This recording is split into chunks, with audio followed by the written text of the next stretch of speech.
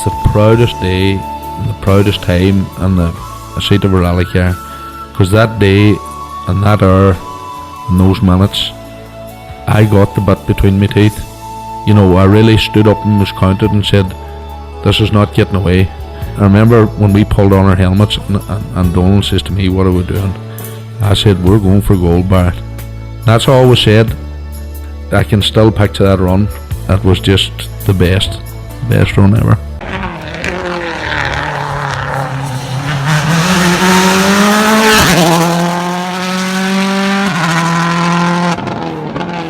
Welcome along to Krunching Gears, the Rally podcast. Before we begin this episode, we want to pass on our condolences to the family and friends of Damien Fleming, who sadly lost his life in a tragic accident a couple of weeks ago in the Clare Rally.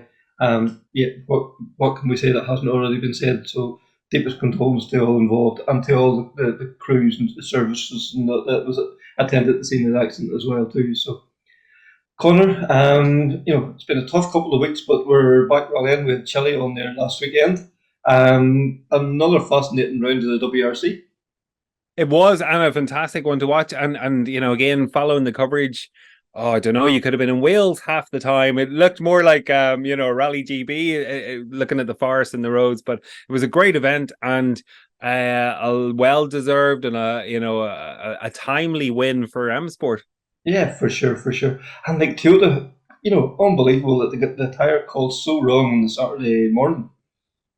Yeah, and a fascinating story too about it. Like, they were adamant they were going for the softs, and the softs just basically ran out of rubber by the second stage of the morning, and they struggled. And M Sport, and it seems to be very much the engineers of M Sport had a very strong input into the tyre choice, and Tanak trusted their judgment, and it certainly paid off. For sure. And your heart has to go out to Timuson, and who was having probably one of his strongest drives now in a good few years now. And look, like, was he going to be allowed to hold on to second? We'll never know. But like, such an unfortunate off then Sunday morning. Yeah, listen, just absolutely gutted for him. And by the looks of things, I think they weren't going to impose team orders at this stage in the championship. There was no advantage to Neville, being ahead of him, and it was all about the manufacturer's points. And it was just, penultimate stage. He just was maybe 4 or 5 inches just too much and hit a tree stump, and the suspension crumpled, and that was it. I was gutted for him, absolutely gutted. Absolutely, yeah. And like what can we say? Like Rovanperä pretty much looks as if odds on for another title. Yes, maybe Evans will take a few points off him the weekend, but I don't think it's going to make any huge difference really, unless Rovanperä is a nightmare now in the last couple of rounds. Well, look, you can never rule out mechanical failure or some random accident, but what do you call it? It does certainly look like it is Rovanperä. The hand is on the trophy basically at this stage. Really, his only competition is his teammate Elfyn Evans. Doesn't look like Toyota will go down the road orders or the team orders side of things either. But bar something mad happening, it does look like it's Rovanperä, like just turned 23 at the weekend. Incredible at that age. That we're looking at his second championship. Yeah, it's mad, isn't it? It's so hard to compute that a 23-year-old is in line for a 2-time world champion. It's just it doesn't.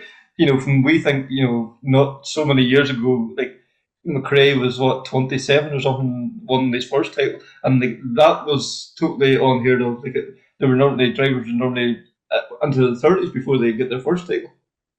Yeah, that's it. Like clocking up the experience, but again, if you look at Callie's been in a car since 6-7 years old, learning to drift on ice and snow and gravel. Like he has, whilst maybe not been competing the whole time, he's been in a car, for considerable number of years. Like he really has clocked up the experience and the mileage. That's for sure. So like Chilie, yeah, fantastic, and like they really seem to put on an event as well too. It was the ceremonial start on the Thursday evening seemed to be like the crowds, the atmosphere. It seemed to be magic. It did, and they attracted the crowd. They attracted, they got the spectators out on the stages, and some of those helicopter shots we saw, camper vans and trucks and cars and everything parked up that had been there all night, before the stages. So it certainly seems to be a country that's embraced its rallying, and the comments from some of the drivers saying, people even outlining the road sections to wave and cheer them on. So certainly it's a country that loves its rallying, and it was certainly a fun event to watch. That's for sure. That's for sure. And I suppose before we go any further, this week's episode we didn't really talk too much about it.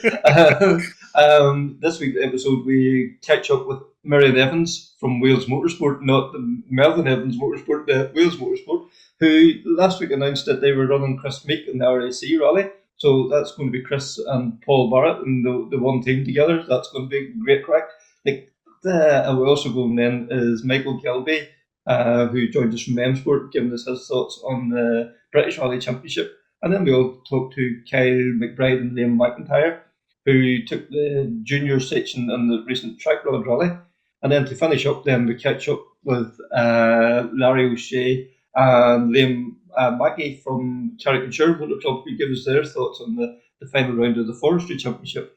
But, what can we say? The RAC Rally, it's looks every year or every 2 years now at this stage we keep saying wow, and I think before it's even started this year we're already going wow, it's going to be something pretty special this time round. Look, it's a special event. What do you call it? And it's growing in popularity. I suppose it harks back to the days of old. You had those 5-day events, the RAC rally in GB, and we've young Solberg taking part, Marty McCormick. There's some strong names there. What do you call it? Competing, and now we're throwing Chris into the mix as well. Absolutely, Oliver Solberg, another young guy, like he's 21, 22 probably as well. Coming to do this event, like Marty McCormick, remember him doing this rally when he was only a young fella back in the day. And everybody says, "Oh, you need to have a few years' experience now." But Marty showed what could be done then too. Oliver, it'll be very interesting to see how he does. And with your own favourites like Paul Barrett, Adrian Hillerington, all these guys, and to them, this is their, this is the pinnacle of their planning for 2 years almost. That everyone's focused towards it. It's almost their Donegal as such, So it's going to be massive. And I just can't wait now for the next few weeks to roll in to see how it all shakes out. Yeah, I was wondering how long it'd be before Donegal was mentioned. You know me. But I think without further ado, I think we'll hear from Meirion and his thoughts on getting Chris Meeke on board. Meirion Evans, the exciting news last week broke that you're supplying Chris Meeke with a car for the RAC Rally.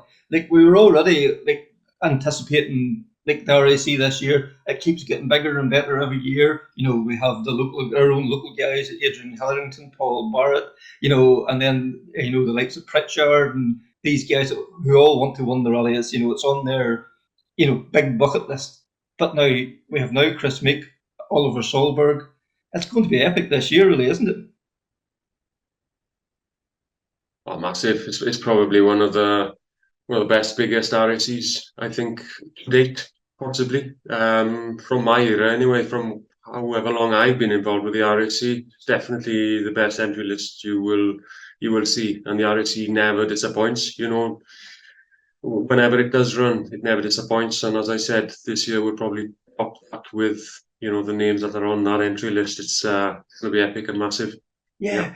Because, we're probably of a similar vintage. We remember, the RAC Rally of old, the Sunday afternoon watching the live stages on, Top Gear, and then, the nightly reports, and you were probably lucky enough to get out and see some of the stages that are probably local to you.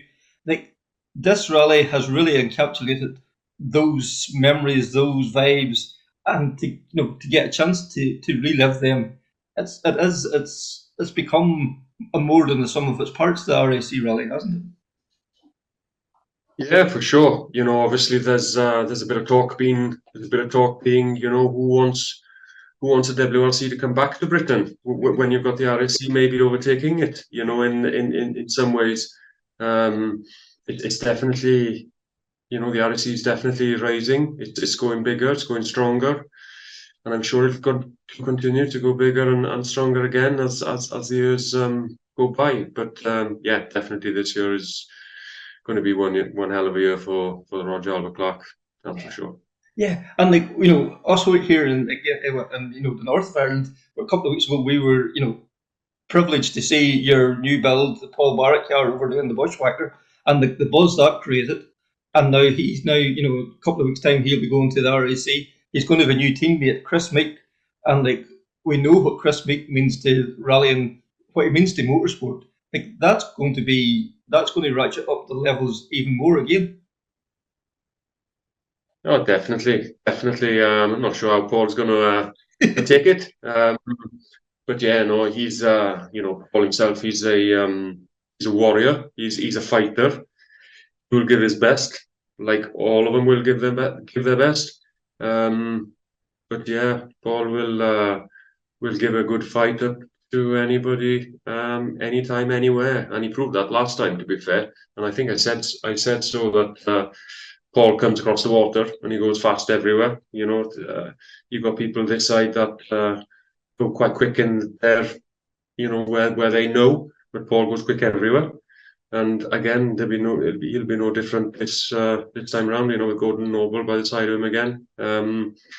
They will probably be stretching their toe as well a little bit. But yeah, no, I'm sure he will give Chris a bit of a fight, or whoever. It's up to them. That's all we can do is just supply them the toys or the goods to do what they want, and it's up to them really then to do whatever they want. That's all we can do is just back them up best we can. Yeah, because every rally driver wants the challenge. They don't want to just drive around. They want to be pushed, and to have the likes of Meeke and Oliver Solberg there as well too. They're going to have to up their game. They're going to have to do the homework. They're going to have to put in the time before the event as well. Oh, definitely. It doesn't matter. It doesn't matter who you are or what you are or anything. It's the same as anything in any sport, not just rallying. But you will only get out what you put in, and it'll be the same on the RAC. If you don't put a bit of work into it, you're not going to get anything out of it. So I can't push that on competitors. The people in our team, I can't push them to do their homework. But I think they will know that if they want a reward out to the event, or out to the effort, they're gonna have to put quite a bit of effort in to get a bit of a reward out of it. That's for sure. And Chris Meeke, as we spoke there before we hit the record button. Chris Meeke is yes, he's a rally star, but he's so much more than that. The Nitro Rallycross, the enduro bikes. He's so well known across the globe. Do you just have to up the phone and say, Chris, we want to do the RAC Rally, are you up for it? Or is there quite a bit of negotiation before it can all fall into place? No, there wasn't, to be honest. It was a case of, we were just driving. Myself and one of the guys on the last RAC, actually. In the middle of the night, we were traveling somewhere, going to a different halt, and we were thinking, who would be a good name to have doing the Roger Albert Clark Rally next time round? And obviously, you've got your likes of your Ogiers and your Lobes and these big stars and your Vatanen and all these kind of guys. But the name that obviously came to us was Chris Meeke. Going back to the Colin Craig stages back, a number of years ago. It's just, I don't know. It's just not his flamboyant driving style, but not the ego he's got around him. It's just a case of, I don't know, he's got it, doesn't he? He's like Colin McRae. He's just got it. He's a type of driver that probably doesn't have to put a great deal of effort into getting the correct time out of a stage. He just does it naturally. And I think that, Colin was the same probably, even though some of these other great drivers do the same. But they do it naturally. They can control the slide and they know when the slide's going to finish or when they want to start the slide, etc. And Chris is just one of them. I've been watching Chris for a very long time since I've been involved in rallying. And for me, he was the name that that I would have liked if I was a spectator, which obviously I'm not going to be a spectator, obviously, but if I was a spectator in the trees, that's who I'd want to see come through or over a crest or around a corner or, come into view is that man. That's who I'd want to see. And that's why we made it happen. But to be fair, it didn't take much persuasion because it was something on his bucket list that he really wanted to do at some point. But obviously the opportunity never had risen before. And that's basically why he's in the seat, because there was no persuasion needed. He was just well up for it. And we're looking forward to working with him and doing a couple of tests and seeing what he needs, what's needed. Obviously we've got a bit of experience around these cars. We're working with different drivers like Duval and Alistair McRae, and these guys we've worked with before, so a bit of an idea what you will need and what will be involved in a test, to make this happen, or to make him comfortable, for him to do what he wants to do.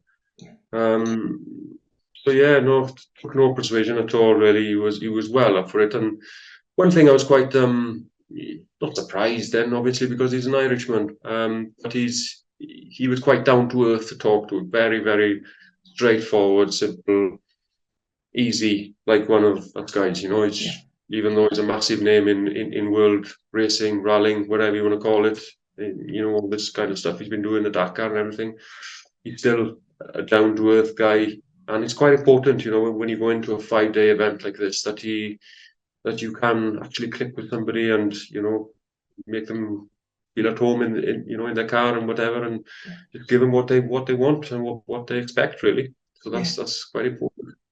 Because, you mentioned the Colin McRae stages back in the day. The end car from that day was Chris. It's still the stuff of legend. Whatever 15 years later, the love to get him back in a BDG.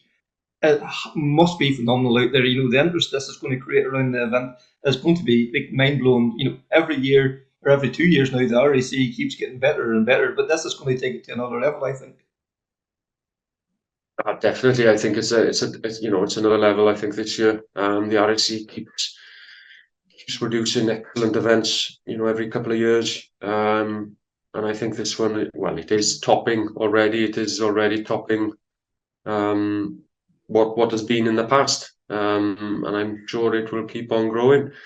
How will they top it in 2 years' time, or with other names or different names or whatever? Because, as I said, for me, Chris Meeke was the man I'd want to see on gravel or in the woods. And I'm sure it's nice for the other competitors as well, to be involved, with Chris and Noel.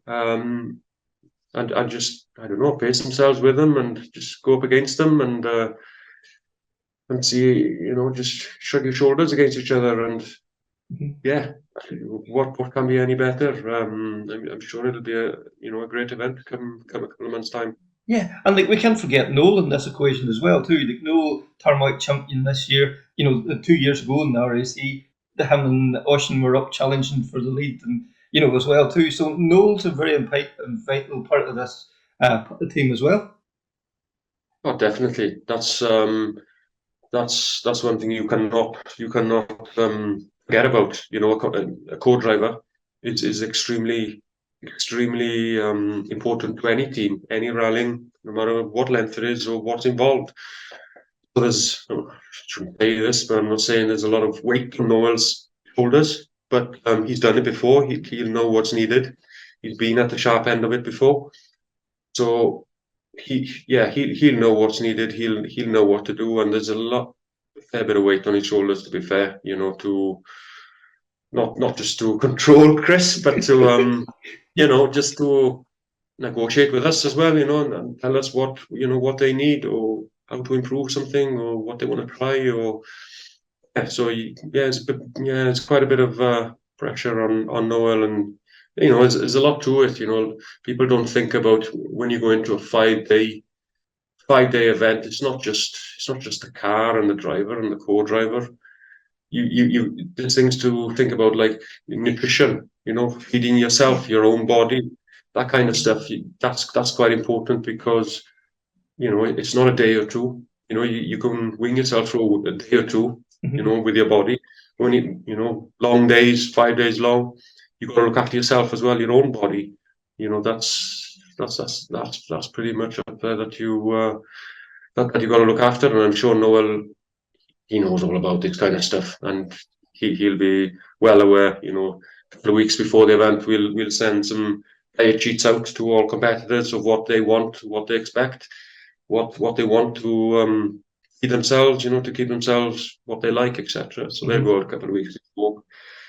So yeah, I'm sure he'll be fine. He's done it before. He's been at the sharp end, as I said, so I'm sure he'll know exactly what he's doing. For sure. And then, as well as that, like we spoke at the Bushwhacker from your Rover, like a BDG is such a yes, like the local guy can go out and build, like his own car. Him and his son and his father can go out and build a car in the shed.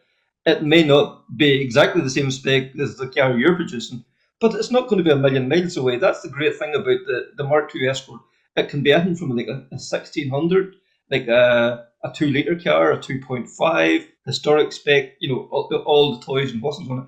The Mark II is endured now for almost 50 years, and it's more popular now than ever. Definitely. Going back a few years ago, we would get involved with a few different cars, but over the last, 5, 6, 7, 8 years, we don't bother with any other car bar an historic D5 FIA BDG car, BDG car. That's all we do. So popular, not just in Wales or the UK, all over the world. That's where our work tends to be, all over. And yeah, it's the most popular car in the world by a long shot. And yeah, things do move on, but I think where we can, pride ourselves a little bit is we make the stuff. So anything that's not quite good enough or whatever over the years or whatever, I wouldn't just change it, because that's what a lot of people would do. Doing brakes, they'll just change it. But I think to stay not ahead of the game, but to stay in a good place in the sport or in our job, you've got to go to bed at night and you've got to think, how can I make that better? How can I make that within the rules, obviously, but how can I make that stronger or better or more comfortable, or to do different things? And I think that's quite important in any job, not just in historic rallying. Mm-hmm. Yeah, because it is such a, you have that canvas that you have to work to, but it's finding those wee differences that can maybe make the difference on an event, making something that it can be changed easier, rather than taking 25 minutes to change, if you can change it in 15 minutes. Things like that can make a huge difference on the event. Definitely. Just things that we do, like, for instance, on the RAC now, our lamp on the front, what we do there is slightly different, or probably is different to any other car, is because we put obviously 6 lamps in front, but we put all the electrics on that beam. So basically there's no drainage, because it's important on the RAC that you've got lights. You must be able to see, because there's a lot of night driving. So there's no cable drainage or anything, no voltage drop, because it's all fed through a 16 mil squared cable straight from the alternator straight into the lamp beam, and then that's relayed through straight out to the lamp. So there's no car drainage, doesn't drop any light. It's just little things like that, that you learn over the years and you make better. Axles and stuff. You've got your dampers and your damper brackets and your diamond brackets. They can break, they can snap, they can elongate, that sort of stuff. But again, that's because we make our own axles. We upgrade that sort of stuff to make them a little bit stronger. So we've been involved, in New Zealand with big endurance events over there, which 7 days, over 3,500 kilometers. So we know what endurance events can take out of a car. So you just bring that experience back into things like the RAC, which is probably just as hard on the car, if not harder, because it's not saying it's rougher in the UK, but it's a lot smoother in New Zealand. So you just bring a bit of experience from big long other events into this event to try and make it a pretty straightforward. But I don't know, teaching a bit of wood. Let's hope that we don't get much reliability issues. We tend to be fairly good with that kind of stuff. We tend to do our work then obviously before the event, not on the event. Because we're hard on it now and have been for a number of weeks already. We're hard on preparing these cars and planning this and the other, trying to picture different scenarios, different things that can happen. And you could be on the side of a road with a gearbox issue or whatever. You need to, you go to bed at night and you think what tools you take underneath a car with you. And I'm lucky as well, the boys I got round me, I got a few lads which are very, very good. They don't just turn up and just be part of this team. They take a passion in what they do as well, and they could be working for a WRC team any day, absolutely no problem. Probably better than most of them, and it's quite important. So as I said, they take a passion into different things, and they throw some ideas, at me. And we just work it out together, really. Looking forward to it. Let's see. What I'm taking from this is more than a job to you. This is a passion. This is life to you. Like you want the best for your competitors, your team. It means probably say if Paul or Chris have a good result or won the rally, that will mean as much to you as you doing it yourself. Probably more. I'd probably feel prouder if one of the guys out of our team win the rally than if I did won it myself. Not saying I could anyway, but I'd probably, the reason I'd probably be prouder is because it's because it's a job, and it's been a job for a quarter of a century. I've been doing this job for nearly 25 years. These cars full time. So then it's like a like a knot on the bow, if you like, or a cherry on the cake that you've accomplished what you've worked for the last 25 years. So I don't know. Yeah, I'd be pretty proud if we could manage to do something. But obviously, every other team are thinking the same as well. So. Yeah, looking forward now to following the RAC, and certainly I have to make the time one of these years and get over to follow it properly. Certainly it's a cracker of an event. Another person that we caught up with was Michael Gilbey from M Sport. So Michael would be the sales manager, responsible for the Rally 2 cars, and was running the BRC team or entry for M Sport this year with Adrian Formo and Alex, the co-driver. It was one of their ambitions this year was to take the BRC championship, and they won it. Five events they tackled, 5 wins they had, and wrapped it up with an event to spare as well. So had a chance just to catch up with Michael, just to get his thoughts looking back at both the BRC and Adrian, and also how the development of the Rally 2 Fiesta is coming along. Keeping on the theme of the BRC, Kevin, you had a chance to catch up with Kyle McBride, so we'll hear from Kyle and how his championship's gone to date. So, Michael, British Rally champions, well done, M Sport.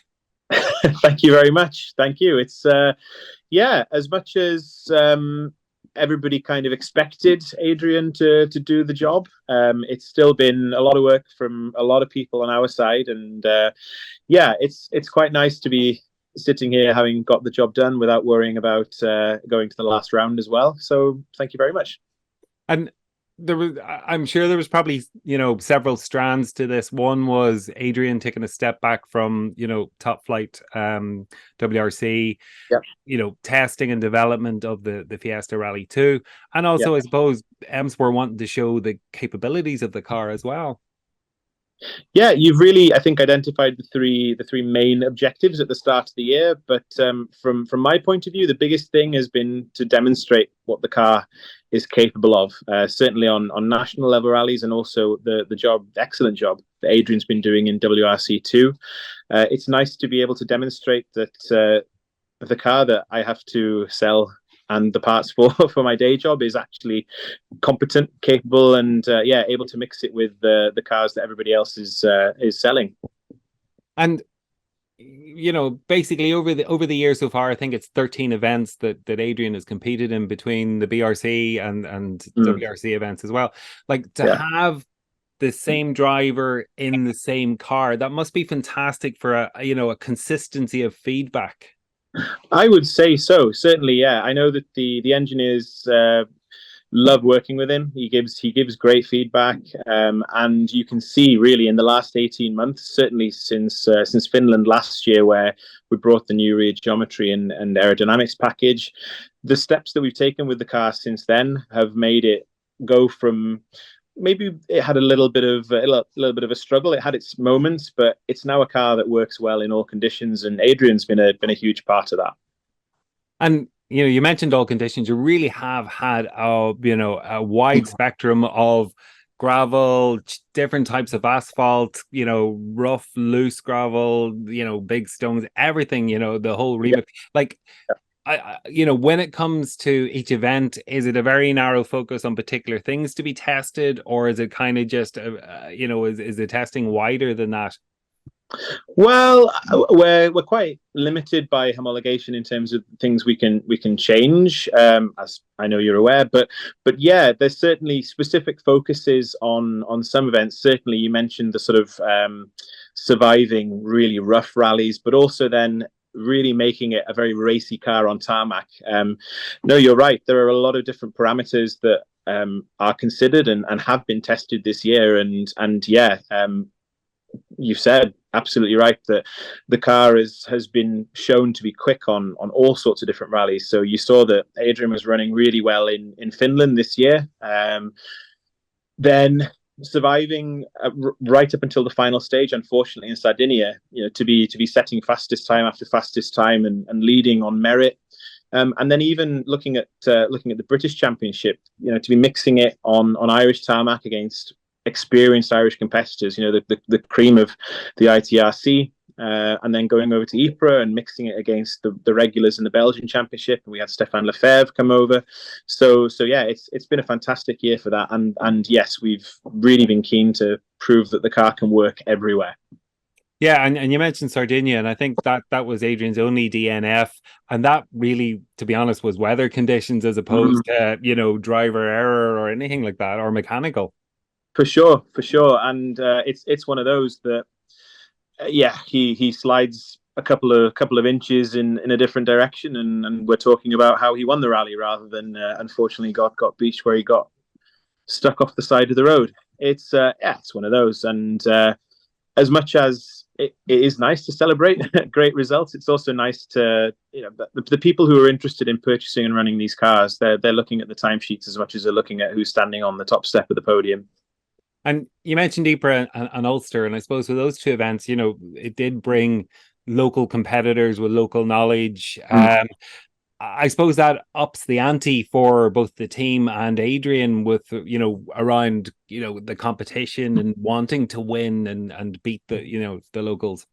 That's for sure, and that's no disrespect to any other event in the championship, but to go to, and that's something I think that is this year's calendar. It's the real strength of it is to go to those events. And I know some people say, well, it's not on the mainland, or I don't know. I know that the championship has a lot of people knocking it, but yeah, for sure, something this year that was attractive to us when we were looking at what sort of program we were going to do with the car and maybe with Adrian, is the idea that we'll register for the British Championship. There's a couple of rallies that we need to go and really target to get good results on, because that will be beneficial in terms of sales and demonstrating the car. But yeah, fantastic to go and do those rallies just as an experience. Never mind actually how we performed on those rallies as well. And just out of my own curiosity, when you go to the likes of Ypres, because it's a potential WRC contender, could come back into the championship again. Is there anything specific you're looking at then in the car for, with the WRC in mind, or is it still that focused really on Rally 2 and Rally 2 sales? It's really in terms of for sure, if Ypres were to come back into the WRC in the next year or two, then it's something that we could go to that rally with that little bit of extra knowledge. But really, it's about getting the result on the rally to promote the car, but also to help us understand what makes the car perform in conditions like those, which will benefit our other customers. We've been sharing any customer that has been doing the rallies alongside us, or that's been going to the same events we've been going to. They've got access to the setup sheets. They can talk to our engineers on event. We're there to make sure that everybody can hopefully unlock the performance of the car, and that's as important as the result that we've gone there to get. And looking at the WRC Championship, you had 5 wins out of 5 events, which was fantastic. And again, had to skip an event due to clash with Adrian's WRC commitments, etc. So, was there a fear that you might struggle with commitment wise to get the championship signed, sealed, delivered, or were you quite confident that it was all doable? It's one of those where you hope that everything will go to plan, and thankfully, touch wood, this year has gone completely to plan. Don't even know why I'm saying touch wood. We don't have to do another rally. No, for sure, you hope that everything will go to plan, and you realize that you are leaving yourself in a bit of a difficult situation if for any reason, some act of God, something goes wrong. But we were quietly confident that Adrian knew what he was doing to get the job done. Adrian and Alex, both of them. We had a pretty experienced sort of engineering team, and we've had everybody that's come on events has been absolutely spot on, really. There's not been a weak link, but either in Devonby or on the events. So, I think we were quietly confident that we wouldn't need to worry too much. But of course, with the Cambrian being double points, it was always a consideration that we might be leaving ourselves kind of at the mercy of what happened while we weren't there in Llandudno at the end of this month. But as I say, thankfully, everything's come together quite nicely. And the development work that you were doing throughout the year, what areas were you focused on, and what can we expect to see, going into 24? As I've probably already said, the primary thing is understanding and making the car work in different conditions, and as you identified yourself. But also, yes, in the background, we've got a little bit of something that we're hoping to get homologated in the next week or so. We've got a trip to France, Switzerland quite soon, when hopefully that'll all be signed off, and then we can talk about it a little bit more openly. But it's been really about unlocking the potential that we know is in the car. It's been there since the word go, and so people may argue that it should have been more accessible more quickly, but we've got some people that have been working very, very hard to make this happen, and I hope that going into next year we've got a package that's going to be capable of winning any rally anywhere. So that's been the focus. I know in Ypres we did a little bit of development testing. We've done little bits and pieces elsewhere. To be honest, the majority of the testing, though, I know we did 2 days in near Cork. I think that was March or April. And that's really, again, the focus all along has been about making sure that the car works for people who are using it out in the field. Our customers, we've got, I think we're up to build number 119 now. So it's still a lot of cars and a lot of customers that we need to make sure have got the best tool available to them. That's been the focus. And with an eye on next year, and the likes of the Toyota Yaris coming into the into the Rally 2 side of things, how do you kind of from an M Sport perspective, how are you viewing the competition or keeping up with what the competition's doing? Yeah, you need to consider what everybody else is doing, and for sure, having drivers, for example, Gregoire Munster, who I know has done quite a bit in the Hyundai, as I was working there previously.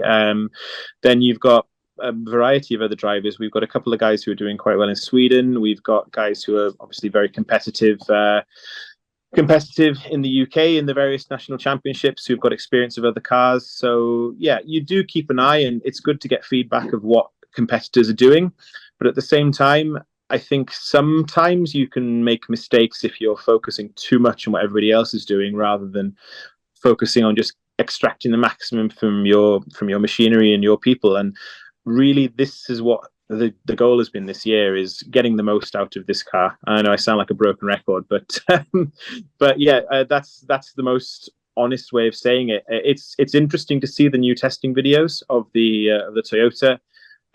Obviously, the Skoda has been very strong since that's come to market at the end of last year. But obviously, with homologation being as it is, even if we did see something on a competitor's car that we thought, oh, that's an interesting concept, for sure, we can look at it maybe when we're designing the next car. But in terms of getting the most out of this car, we've really got to, and we have been focusing on upping our own game and getting the most out of what we've got, rather than getting our eye caught by something shiny on a on a new car with a test livery on it. And Michael, one thing I've always been curious from, with the car development and testing and all that, the co-driver, Alex in this case, Adrian's co-driver, is there a role for, other than doing safety notes and all the rest, is there a role for the co-driver in this? Is there feedback sought from the co-driver? Oh, well, otherwise we'd have to put some ballast in the car, wouldn't we? So, it's you need to make sure the car's balanced properly. No, I'm being unfair. And obviously, as a sometime co-driver myself, I would never say that. No, for sure. I think some co-drivers are better or less good at understanding the technical side of how cars work, but certainly there's sometimes a little bit of insight from them as to what they feel the car is doing, especially if there's some quite, I don't want to say dramatic changes, but if they're trying something quite different, then yeah, they may be feeling the car behaving in a different way that perhaps the driver may not be quite so aware of. I wouldn't say that's the case with Adrian. I know Adrian is fantastic at that, but it's even down to just keeping an eye on monitoring, keeping an eye on times for sure. You've got the stopwatch in the car, but there's even little things, and it's especially necessary with R5 Rally 2 class cars, which is just how the cockpit is to work in. See things like seating position, sort of space, storage, visibility, temperature, all little things that maybe, I don't know, if you didn't have somebody that was really thinking about it in the car, maybe it wouldn't get picked up on. But certainly having a competitor, an experienced and regular international competitor in the car, especially with a new car, you can pick up on things that, in terms of ergonomics, in terms of what it's just like to work in it, that are really, really useful, and that I know customers appreciate, down to things like having a second screen that they can keep an eye on, road timing on, or things like that, or alarms, stowage space, where to put the helmets between stages. I know that some people are used to putting them over their shoulders, but I know in ours, and I think in the Volkswagen as well, you've got a net underneath the dashboard where you can stow helmets. Little things, but it's little touches like that that can really differentiate a car from its competitors. Hey, no, as I say, it's just something I've always been curious about. So kind of good to know, there is that input. Yeah, no, they can be pretty busy. I think sometimes you can even get them keeping an eye on tire usage. It depends, again, what sort of size of team you've got going there. I think if you've got 20, 30 people and you might have your own tire engineer there, then yeah, maybe it would not. But yeah, I think certainly even for national level teams, where you can have the co-driver assigned to keep a track of tire sets and what you've used and what distance you've covered, things like that. Yeah, they can be pretty busy. And you mentioned team there, Michael. You don't just win a BRC championship, with one or two people. No, that's for sure. And yeah, this year I think the unsung heroes have really been the guys who have been coming on events and working in some pretty atrocious weather. I know the first night in Ulster was a little bit of a challenge, and also thankfully we missed the worst of it on the track rod, but no, the guys, engineers, mechanics, everybody who we've had the pleasure of working with this year. I know that Chris Roberts, Gav Grimshaw, they've been the sort of two chief engineers who've been driving the project along, but yeah, we've had a couple of different number ones, one of whom, Mick Gilmore, maybe a listener to this podcast. So, hi, Mick. Hope you're well. Looking after a Citroen now, unfortunately, but there you go. Nobody's perfect.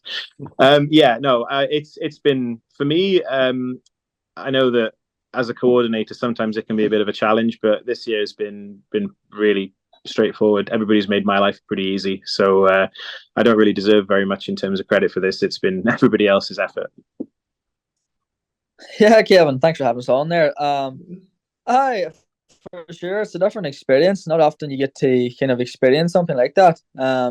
Obviously you're under no pressure to whenever there's nobody else there.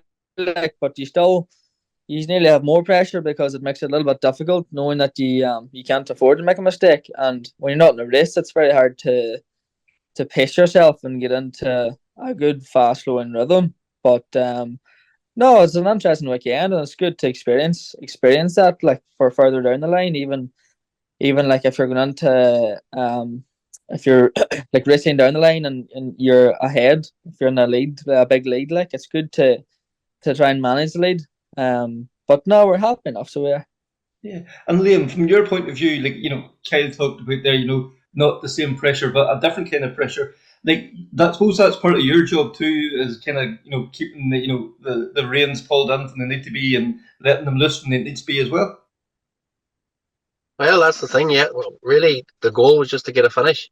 But you wanted to enjoy the rally and attack the stages the best you could. But you just had to be there, so you just had to find that fine line and not go over it. Like. And some of the stages that you were competing on, like Gilbey and things like that, famous names, there's almost like nearly every corner that's claimed a victim at some point, like Michael's Bend and all these kind of things. Like, it must be awesome to be driving down them stages there, Liam, as well. Gilbey was a great experience, especially to get it in the dark the first night and then in the light the next day. So many junctions and those little islands on it did provide its own challenges, but it was very enjoyable. Mm-hmm. And Kyle, from your point of view, like, this is the stages that that has made heroes. To get for you to go down them at such a young age, it must be a real privilege. Oh, for sure, it's some experience. Getting to drive on some of the probably the best stages in the UK and Ireland. Especially the Friday night stage was very interesting. I did the Gilbey stage on the night. It was my first ever gravel stage, so it was very interesting. But no, it was some experience for sure. Yeah, and with the bushwhacker there, like a couple of weeks ago in the dark and all too, and it's a completely different, surreal experience from Forestry Rally in the daytime. There's no furniture at the side of the road to kind of put markers on either, compared to going down a road at night. No, that's it. It makes it a little bit more trickier to pick out the junctions and stuff. But no, hey, it's good to experience it, and it's good learning for sure. But it's unreal experience. Even the spectators on the Friday night stage is unreal. Down to some of the junctions, the amount of people standing and watching it, like, it's unbelievable. It just brings kind of a different vibe, to the rally. But that's good, very good, eh? And Liam, this is your second year in now with Kyle, and but we can't forget how young this guy is, because he's been about now for a few years. But he has a very wise head, and on such young shoulders. Tell me about it, Kevin. Sometimes even I would forget how young Kyle is. He's like a guy that's been around a lot longer than he has. He's very on the ball with things and always thinking, and nothing phases him, to be honest. Mm-hmm. And for you to get this opportunity to sit with somebody that's obviously on the up, and to get some of the experiences, the events that you're going to, for the both of you to share those experiences, it must be pretty special. Two young guys from Donegal. Absolutely, Kevin. Like, even I find myself learning on some of these events, and picking things up from other navigators, because like last weekend there, you're running high on the road beside the likes of Dan Barrett and guys like that there that you can pick tips up from. Like, it's great. And like that has to be like beneficial. You'll use them every time you get in the car. You'll bring them home with you. That somebody else will pick up from you. And like that's the great things about rallying. You're always learning. Well, we're always learning in this sport, as you know. But yeah, it's been very enjoyable, and it's took us to a lot of new places this year, and to experience new towns and new atmospheres. It's been very good, Kevin. Yeah.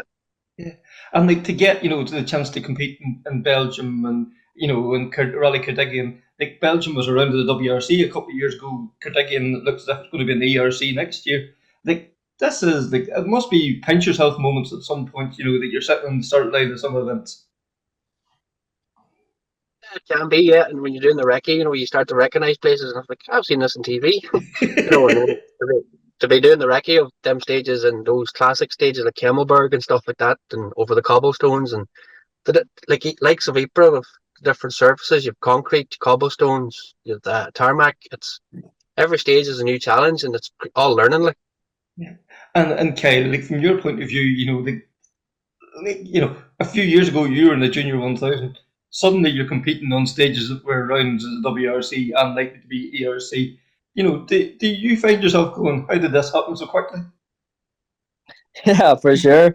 Sometimes you have to sit back and just look at it, But no, as you say, a few years ago we're doing the J1000s, and then before you know it, we're doing some of the very most iconic stages in the country. Like, so, yeah, some of the stages is unreal, to be fair. And it's sometimes you just have to sit back and just pinch yourself, as you say. It's just unreal.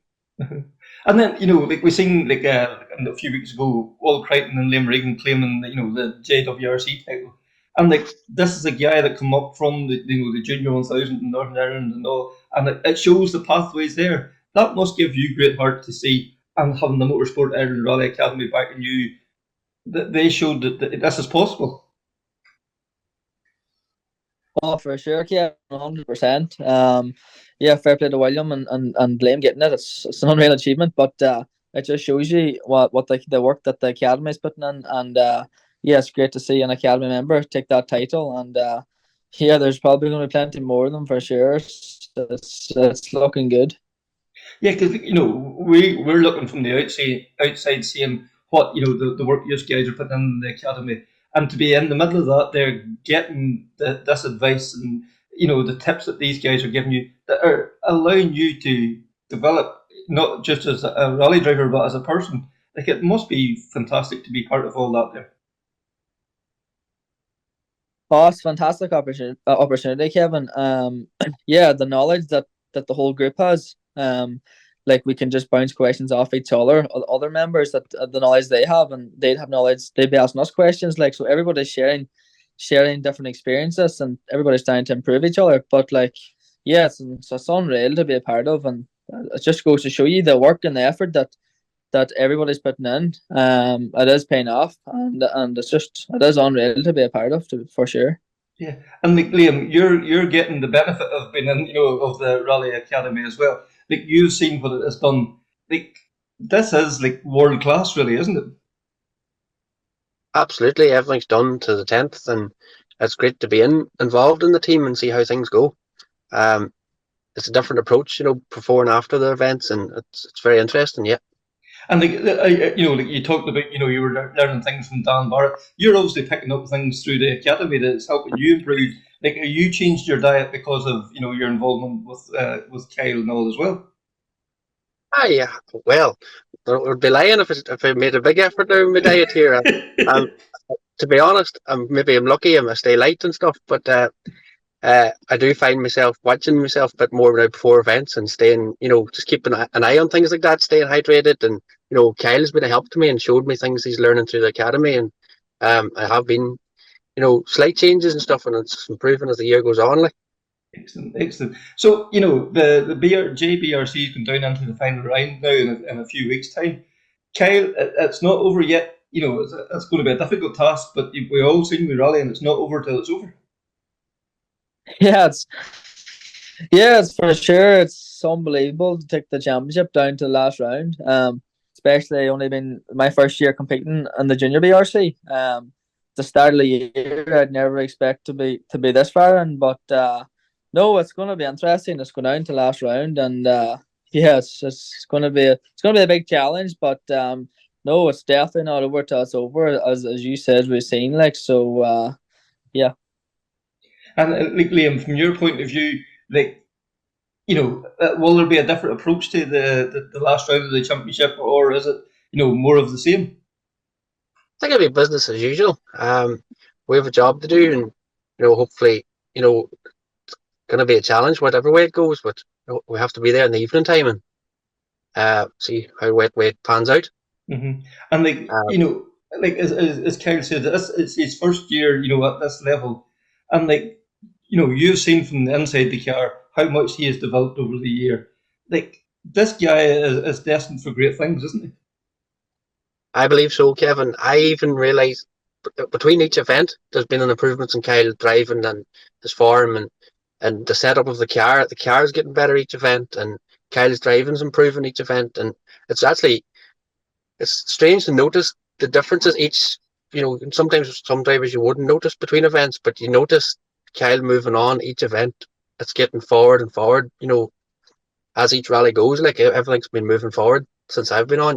Well, I don't mean since I've been on, but from that in the time span, everything's been going forward. Like, yeah, and like Kyle, like Liam mentioned there, the continual improvement. Do you push yourself to improve every event? That do you analyze how you done the last event? What can I do to change? What can I do to improve all the time? Yeah, it's a continuing. You're always trying to better yourself. I think you always have to learn after an event on what went well, what didn't go well, and what you changed going into the next event. So yeah, with that approach, if you do that to every event, you're going to continue learning and developing in some way, shape, or form. But no, you have to. It's a very tricky sport, and there's a lot of things to learn, and yeah, you never know it all, so you just have to keep learning and keep taking it in, and it's a class sport, but you just have to keep on pushing. Yeah, because I remember talking to John Coyne earlier in the year, and he says about seeing OJ on the flight to Mexico, going through his DVD, and he was putting in the effort. Even one of the best rally drivers in the world ever, that still wasn't sitting back and enjoying the putting his feet up in the flight. He was putting in the work. Adrian Fermo was here at the Ulster a couple of months ago. He come and done his day's testing methodically, went through every detail of the car. You always pushing. Yeah, well, you have to be like you just have to keep putting in maximum effort. Because the preparation, I think the main work is the preparation. Like the day of the rally is the handy day. Like you just jump in and you drive to what you prepared yourself to drive to. Mm-hmm. And obviously you have to prepare yourself that you're really confident on everything, that your nutrition's right, your notes is right, and your car's right, and you're happy with everything. So yeah, if you're going with a positive mindset that everything's good and you've put really good preparation into the event, yeah, you just have to sit in and drive to your notes then. Well, thanks very much there to Kyle and Liam, and also Michael there for taking the time. Also, this weekend we have Carrick-on-Suir, the final round of the Irish Forestry Championship, the Wally Lochman stages. The overall titles already secured by Ryan Caldwell and Arthur Cairns, who are going to support the event, which is great to see as well. But there's a good few of the class battles to be sorted out, and the prestige of winning that battle as well there too. So I get a chance to speak to Larry O'Shea and Liam Mackey, and they give us the where, what, and when kind of thing for before the weekend. So over to the two boys. Going to be another very exciting event. I would say everyone's looking forward to the event now at this stage. Oh yeah, without a shadow of a doubt, sure. This is the final week now, and the roll into the event. A lot of work as everybody knows goes into these forestry events. Myself and the COC were out there the weekend and now just finalising a few bits and pieces on stages, and I have to say they're in excellent condition. The Willie Lukeman Forestry is probably one of the few forests left running in the Republic of Ireland where we have traditional forest stages, and I have to say they are in top class condition despite all the wet weather we've had, and there's ongoing works just to improve, have it as good as possible for the event coming up Sunday. Yeah, like, you know, Carrick-on-Suir Motor Club has always been renowned for running fantastic events, and the Forestry is always put on is like second to none. You know, its reputation goes way, you know, before it's, you know. So the competitors this weekend been for a real treat, no doubt. Oh yeah, because competitors that come to the event this weekend are in for a real treat with the stages that were run this year. We ran them a number of years ago, and we went back this time just generally just to shake it up a little bit and not have competitors getting too familiar with the terrain that we're operating in. So yeah, I'd be very confident any competitor who finishes this rally, he won't have to worry about going on the diet because he'll be able to lose plenty of sweat on the stage. And all right, you know, the last two rounds, yes, there's been a lot of guys using, you know, in the north have used the bigger restrictor and one thing and another. But like, you know, if they want to come out to play, you know, put on the smaller restrictor, you know, fantastic stages, great competition. You know, we've seen how good the competition has been in the Forestry this year. This is your last chance to get the gravel boots dirty this year. Yeah, well, as Liam said there, like, you know, we run a very, I'd say, different to what the modern Forestry Rally is. A lot of roads into wind turbines and stuff like that. So it's tighter, it's trickier, but it's definitely a good opportunity for a lad who wants to test themselves towards the back end of the year. Yeah, and like, you know, as I say, we've seen how good and how competitive the Forestry is getting, and the amount of, you know, really good top class machinery. Like, I really do think, you know, this could be the springboard into a fantastic championship next year. So, like, we encourage all competitors to get the name down the entry list and get the last run out now before they have to put the covers on her for the winter. Well, with the way things are and how competitive things are, you can't afford to be behind, and missing around. It's like being out with an injury or missing matches. Like, you're just off the pace, then you're off the bile. Every event you can do, if you want to be on the pace, you have to be doing it. That's for sure. That's for sure. You know, and like, as you say, like, you can't afford to miss, because like, if you're missing out in seat time, you're missing out that, you know, everybody else is doing it. Yeah, no, absolutely. You just fall behind so quick because the pace of it is just savage, and you see all the young lads coming through, whether they're in R5 cars or Rally 4 cars. It doesn't matter. The pace is just phenomenal. So you have to be out there and be active to keep up. Yeah, and like, yes, the overall title maybe decided. But, you know, there's still so many class awards up for grabs, and like, you know, the guys out there, the guys and girls out there competing for their class awards as well. Like, it's, you know, it's got to the stage now that seconds, tenths of seconds separating them too. So there's a lot to be decided come Sunday as well. There's a lot to be decided, and like you said, the overall title has been decided, but there is so much more to play for out there. So we definitely would encourage everyone, if there's anything on the line at all, come down and fight for it. and Liam, you know, like, where as spectators, you know, where's the service area, where, you know, scrutiny and all that going to be taking place? From a spectator's point of view, to the ideal set up for spectators, because scrutiny and service is taking place in Sure Shipping in Bellevue, and it's a fabulous facility, really, where there's acres and acres of concrete yard, you know, and there's parking, and everything, you know, it's just a fabulous premises for this particular event. We also ran the Ravens Rock ran earlier on in the year, and we had our service down there, and it's absolutely it's a fabulous area to be straight about it. Yeah. But from competitors and the whole lot, because everything, you know, you have your scrutiny, your trailer park, your service area, it's all beside one another. You know, there's no big travelling around or anything like that. One is just straight across from the other. So. And like, you know, this time of the year, the weather conditions can be, you know, not always the best. So to have a good solid base, concrete base below you means a lot too, that you're not rolling about in the muck and all of your fixing the cars, one thing and another. So I'm sure the service crews will be very welcome with that as well. Yeah, I'd have to agree with you on that one. The weather has been very disagreeable for several events this year, but in fairness, with a bit of luck now, They can't stay around forever, you'd hope. You never know. You never know. You never know. So, what time does we're expecting the crews to be leaving the service area on Sunday morning? Crews are at the service area at 8:30 Sunday morning. So the whole this rally is basically based in where we start on time and everybody gets wrapped up good and timely. We have the format that we're running is just 3 stages ran twice, and there's a total distance of 65, little over 65 kilometers. And as I said, there's a good mix of everything within the stages. There's extremely fast stuff, there's extremely technical stuff, and as I said, it's more of a test on demand than the machine. This particular event, like as I said, as we spoke about earlier, we say with a lot of stuff in the classes to be decided and things like that. It's definitely for my money, and it's definitely one event that I would be definitely in the mix for doing anyway if I was competing anyway. So yeah, and we said earlier about how good the Forestry Rally was in Ireland at the moment. The Junior 1000, this is something that's really has become a phenomenon.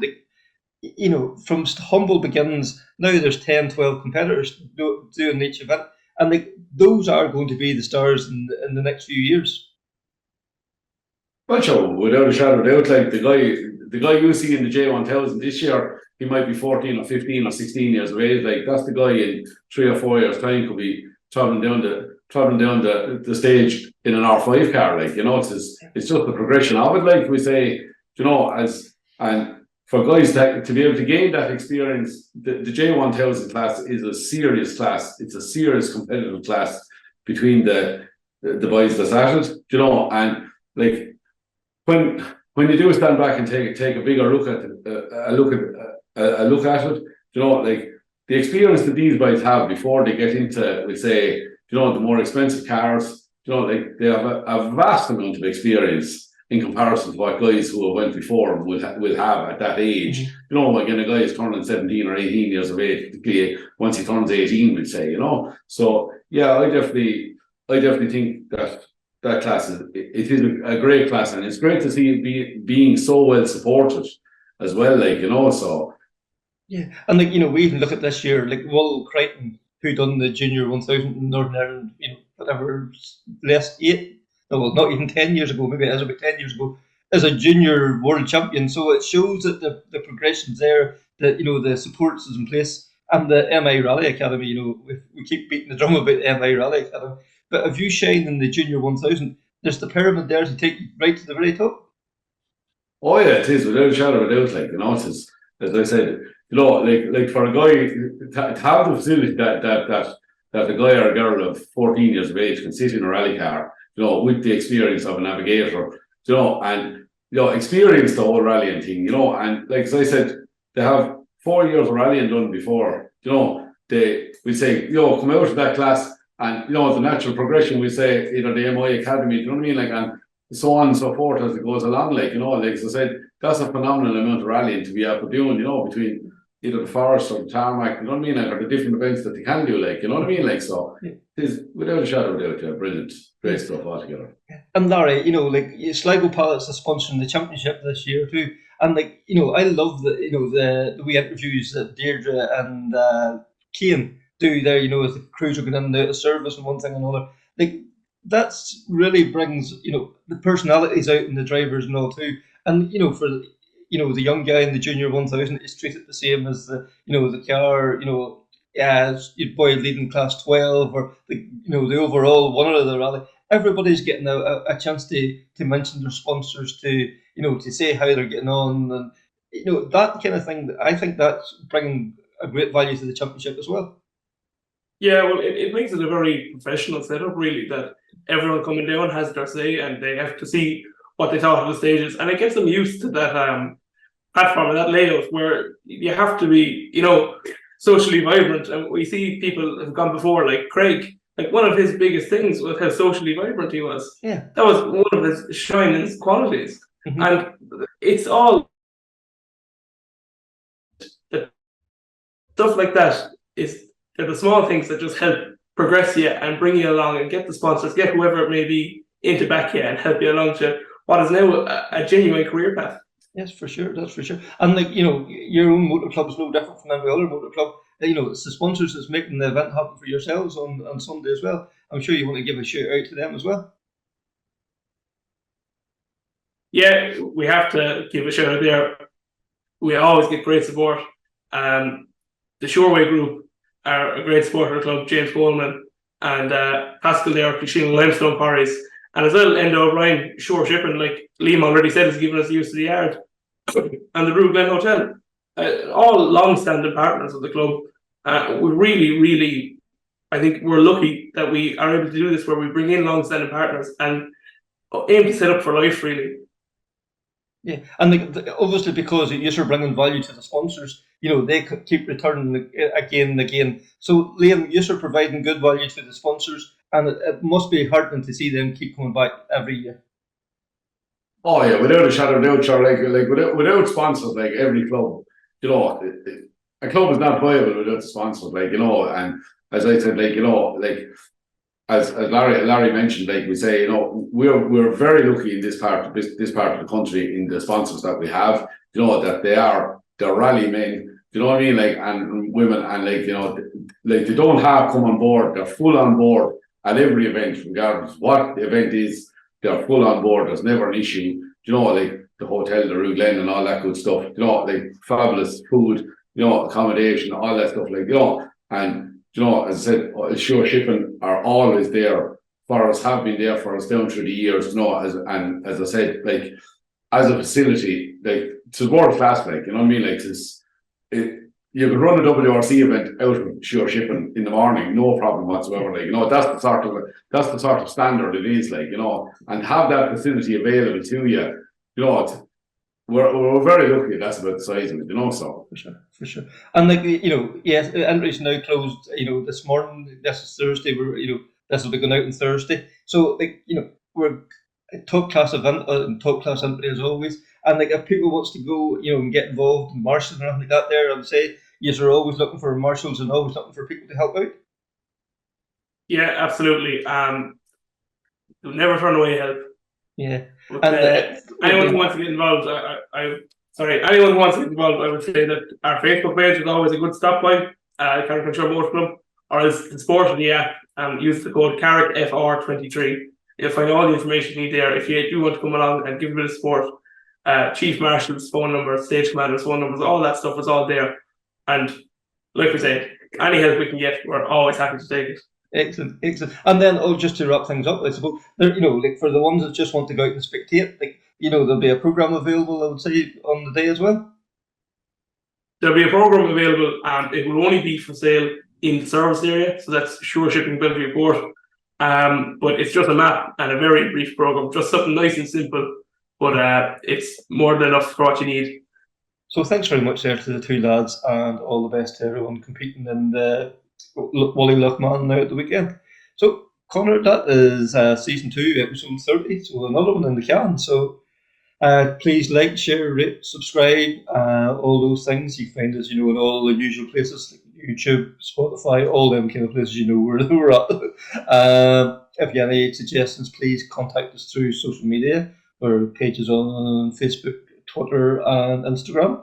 And then also drop us an email at krunchinggears@yahoo.com. So until the next time, take care, speak soon, and bye.